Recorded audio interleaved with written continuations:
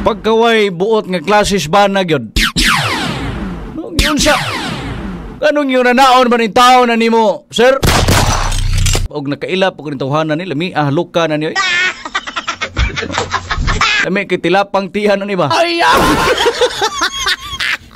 No, gabit-bit ang kining asawa sa ilahang anak. No, gahagulhol silak mga katropa. No, kay gabit-bit ang banag lagaraw. Isuga aning sir. Ambot lang kaha mga katropag. Pagawson nino, musaler ba kang kaisog ini?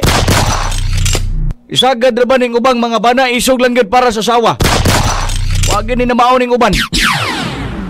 No, mentag nadakpan na ning tawhanan ni.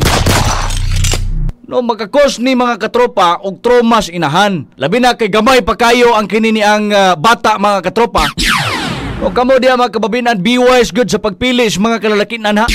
Pili agyod ang mupangga ug muunong kaninyo. No, kanabang bana nga bahalag ipanglabay ang gamit sa gawas muuli lang gihapon sa inyo.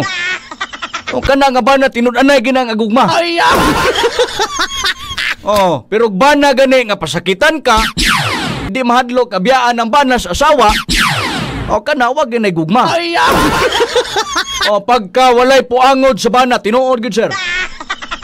No, ganahan lugar ka na mga katropa. No,